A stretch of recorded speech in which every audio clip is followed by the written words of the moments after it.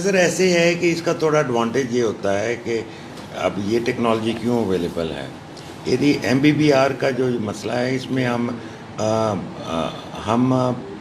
Ring डालते हैं, जिस तरह आप में बीच में नज़र आ रहे हैं, रिंग डाल के हम सरफेस एरिया बढ़ाते हैं ताकि फुटप्रिंट्स ऑफ द टैंक कम हो जाएं। एरिएशन टैंक अगर आपको बहुत बड़ा चाहिए और जगह अवेलेबल नहीं है तो फिर आप क्या करें, फिर आप एमबीबीआर पे जाते हैं। एमबीबीआर पे जब आप जाएंगे तो मे बी आपका 50% एरिया कम हो जाए एरिएशन के लिए। लेकिन अब 50% कम हो जाए, लेकिन इसमें जो इसके ऊपर जितनी भी बैक्टीरिया की ग्रोथ होती है उसको हम कहते हैं अटैच ग्रोथ। ये इधर मेरे एक निकालिएगा, वो पड़ा होगा मीडिया। मैं कोशिश करता हूँ अगर आपको मैं मीडिया भी दिखा दूँ। नहीं उधर ही होगा, नहीं फर्स्ट या सेकंड में, लास्ट में देख लें।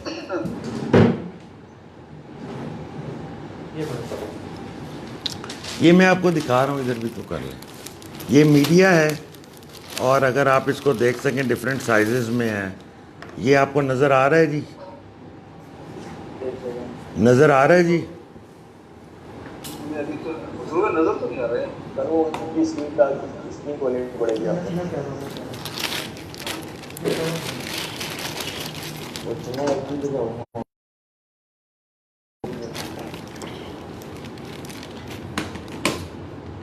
ये रिंग्स हैं,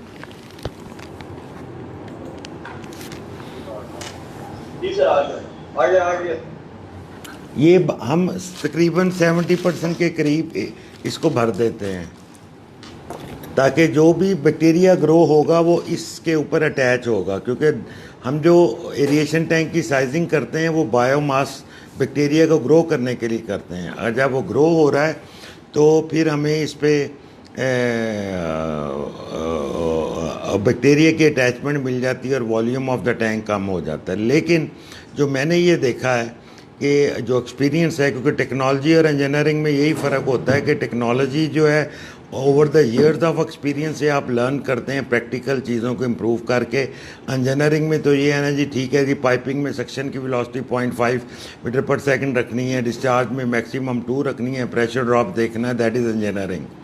But the technology is different when you keep on doing the working and you refine the things like जिस तरह टेक्सटाइल में आपकी डाइंग की मशीन्स बनती हैं या थीस बना रहा है या और कंपनीज बना रही हैं, तो वो टेक्नोलॉजी ओरिएंटेड चीज़ है। वो पाकिस्तान में क्यों नहीं बनी कि वो एक पेटेंट टेक्नोलॉजीज़ होती हैं जिसके ऊपर उन्होंने काफ़ी R&D की हुई होती है।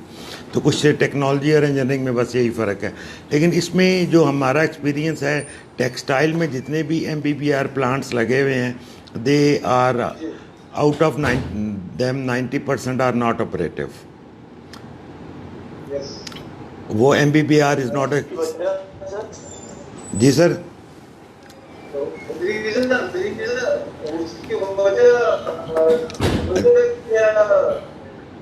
Reason are the multiple sir. एक है कि हमारी कस्टमर की अप्रोच ये है कि जी सर आवाज़, sorry can you repeat your question please. आप रीजंस बता रहे हैं सर जी, मैं रीज़न इसलिए रीजंस पूछ रहे थे कि उसके रीजंस क्या है। रीज़न ये है कि ये जो बायो मीडिया जी, जो रीज़न है, हमारे जो क्लाइंट है हमारा जो क्लाइंट है उसकी decision making is 100% based on price, right. अगर आपके पास, आपके कस्टमर के पास they have a different quotations from various supplier and the solutions.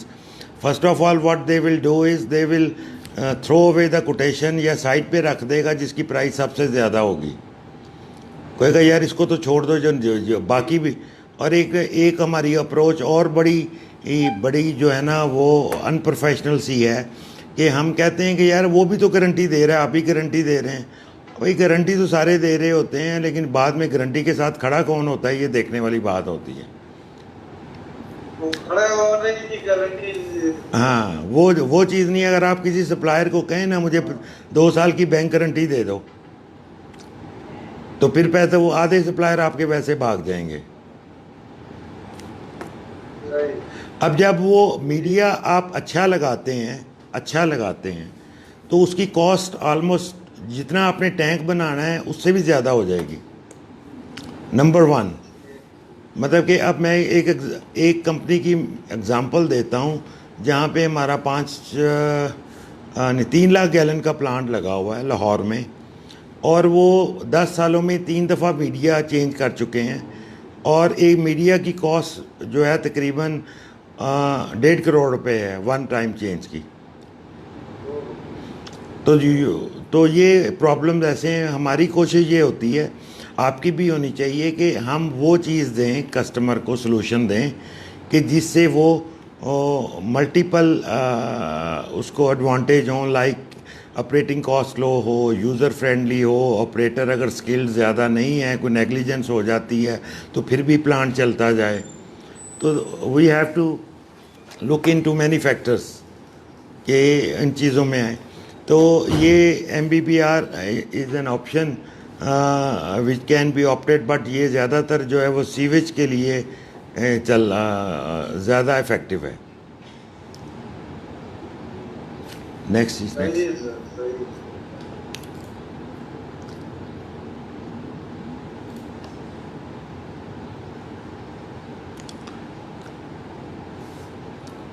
है। नेक्स्ट, अब एक और टेक्नोलॉजी है जिसको हम कहते हैं MBBR। इसमें तो हमने वो फिलिंग मीडिया डाला था ना जी। जी अब ये है UF मेम्ब्रेन बेस्ड है, इसको हम मेम्ब्रेन बेस्ड टेक्नोलॉजी कहते हैं। वो क्या होता है कि जी बाकी पीछे सिस्टम सारा सेम है, आप क्या करते हैं कि वो मेम्ब्रेन में से पानी गुजारते हैं और उसमें स्लज जो है वो रिसाइकल बैक कर देते हैं। इसको हम कहते हैं MBR टेक्नोलॉजी, MBR टेक्नोलॉजी। और इसमें हम स्लज जो है, जो वहाँ पे क्लैरिफायर था, यहाँ क्लैरिफायर नहीं होगा, बिल्कुल सही है। यहाँ पे मेम्ब्रेन लग जाएंगी। मेम्ब्रेन भी 2 टाइप की आती हैं, एक समर्ज मेम्ब्रेन आती हैं, एक जो है आउटसाइड जो प्लेस करते हैं वो मेम्ब्रेन आती हैं। समर्ज मेम्ब्रेन जो कि टैंक के अंदर आप लगा देते हैं, लेकिन समर्ज मेम्ब्रेन का प्रॉब्लम ये होता है कि उसको बाहर निकाल के फिर उसको क्लीन करना इट्स डिफ़िकल्ट। लेकिन कुछ है कि जो जिस तरह RO का स्किड है, या इस तरह से हम अल्ट्रा फिल्ट्रेशन मेम्ब्रेन आउटसाइड लगा देते हैं। इसमें हम जब पानी फीड करते हैं तो स्लज सेपरेट हो जाती है, और उस स्लज को हम दोबारा रिसाइकल कर देते हैं MBBR में। अब इस केस में ये होता है कि इसमें जो मैंने आपको स्टार्ट में बताया था, MLSS जो है बैक्टीरिया जो हम ग्रो करते हैं वो 3000 से 500 तक अगर होते हैं, तो इस केस में हम 8000 से लेके 12000 तक जा सकते हैं MLSS। उससे क्या होता है कि टैंक का वॉल्यूम कम हो जाता है। जी ठीक है, क्योंकि जब आपके फूड खाने के लिए बैक्टीरिया ज़्यादा अवेलेबल होंगे तो वो फुटप्रिंट्स कम हो जाते हैं। लेकिन इसमें भी प्रॉब्लम ये है कि पाकिस्तान में बहुत कम प्लांट लगे हैं और हमारे रीजन में भी काफ़ी कम प्लांट लगे हुए हैं ये वाले। इसकी में जो प्रॉब्लम ये है कि इसकी जो मेम्ब्रेन्स हैं वो बड़ी एक्सपेंसिव हैं, और वो भी आपको 4-5 ईयर्स के बाद चेंज करनी पड़ती है। और इसकी जो एक मेम्ब्रेन की कॉस्ट है वो तकरीबन, मैं अगर आपको देखूं, वो तकरीबन 5 लाख के करीब एक उसकी इनवॉइस है, एक मेम्ब्रेन है। तो अगर आपकी 10 मेम्ब्रेनें भी लगे हुए हैं या 20 मेम्ब्रेन्स लगी हुई हैं, तो वो आपका सारे का सारा आप देख लें 3 साल के बाद रिप्लेसमेंट कॉस्ट कितनी होगी। बिल्कुल सही।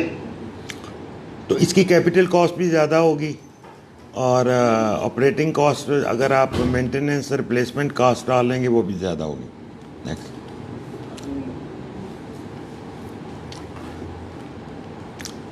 अब ये चीज़ आ जाती है रीसाइकलिंग का जो कॉन्सेप्ट चल रहा है आजकल।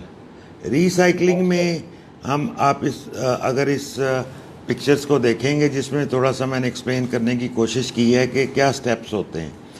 अब आपके पास सबसे पहले लेफ़्ट साइड पे टैंक है जिसको वेस्ट वाटर टैंक कह रहे हैं।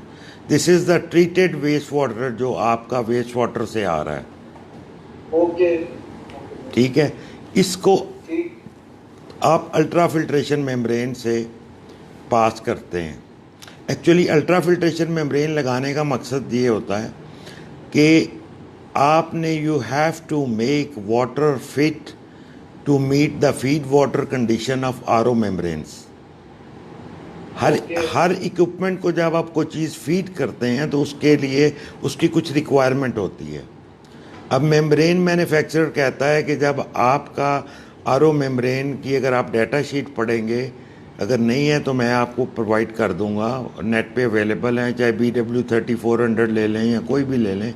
तो वो कहता है कि जब आप पानी फीड करें तो इसका pH रेंज जो है वो 3 से लेके 11 तक होना चाहिए। उसका टेम्परेचर 45 डिग्री से ज़्यादा नहीं होना चाहिए।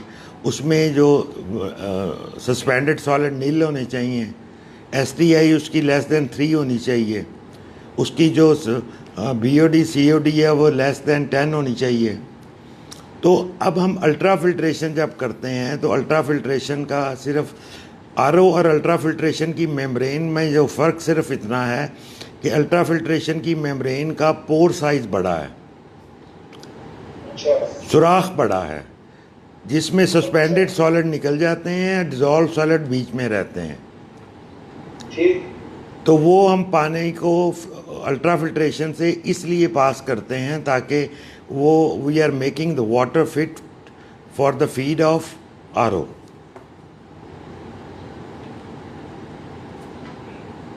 सस्पेंड हो गया जी। अच्छा, अब अल्ट्रा फिल्ट्रेशन में भी जो रिकवरी आती है ना जी, आवाज़ नहीं आ रही आपकी। जी मैं कह रहा हूँ जो अल्ट्रा फिल्ट्रेशन का ऑब्जेक्टिव है ओनली इज़ दैट के we are to make the water fit for feeding to RO membranes, right. अब अल्ट्रा फिल्ट्रेशन का जो इसमें भी आप नोट कर लें, जब भी आप कोई सिस्टम डिज़ाइन करने लगें तो इसकी भी रिकवरी जो है ये इसमें भी से भी 2 स्ट्रीम्स निकलती हैं, एक प्रोडक्ट की, एक रिजेक्ट की। रिजेक्ट में TSS होते हैं, सस्पेंडेड सॉलिड, BOD, इस किस्म की चीज़ें। तो वो जो हमारी इसकी स्ट्रीम निकलती है इसको हम बैक टू इक्वलाइजेशन टैंक ले जाते हैं, ओके, राइट। इसको वेस्ट नहीं करते। अगर इसकी जो रिकवरी होती है, अगर आप 1 लाख गैलन पर इसकी जो रिकवरी आपको मिलेगी अल्ट्रा फिल्ट्रेशन की, तो वो भी 80% के करीब होगी। 80 से 90% के दरमियान होता है, depending upon the characteristic of the water, waste water. यानी कि अगर आप उसको 100 क्यूबिक मीटर फीड कर रहे हैं तो आपको मैक्सिमम 90 क्यूबिक मीटर पानी मिलेगा अल्ट्रा फिल्ट्रेशन के बाद, और 10 क्यूबिक मीटर वापस रिसाइकिल करना पड़ेगा इक्वलाइजेशन टैंक में। हेलो हेलो,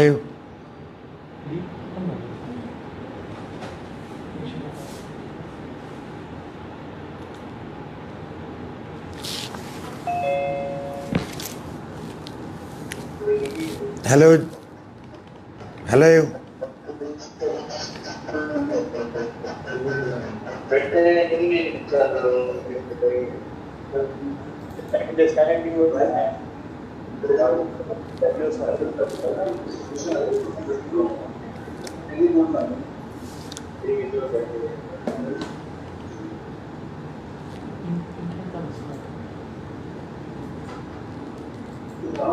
मारेगा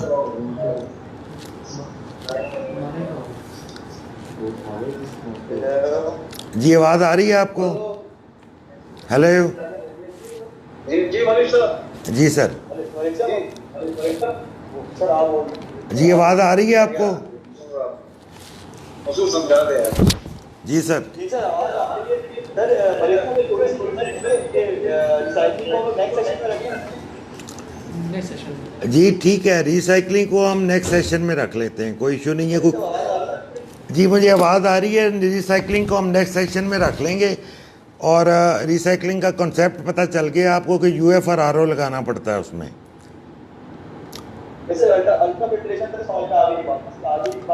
अब जी ठीक हो गया। कोई क्वेश्चन है तो आप मुझे पूछ लें। और आपको क्वेश्चन है अभी तक हम तो मलिक साहब से क्वेश्चन क्लियर करते हुए जा रहे थे। आपको कोई क्वेश्चन है आपको?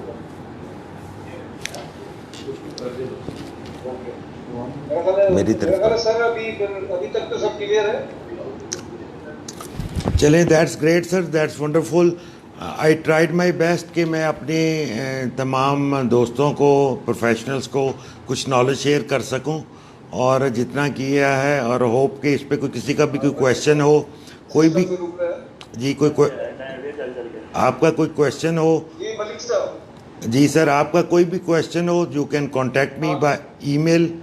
बिल्कुल सर, थैंक यू ठीक है, thank you very much sir. Thank you very much sir, thank you.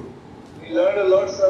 you- इंशाल्लाह बैठते हैं नेक्स्ट स्टेप में आगे चलते हैं। जी, आरओ के ऊपर रिसाइक में इसको नेक्स्ट सेशन रखें। जी, जब आप कहेंगे I am available sir for you guys, no issues. Malik साहब जी इंशाल्लाह रख लें, नेक्स्ट सेशन में कोई इशू नहीं है।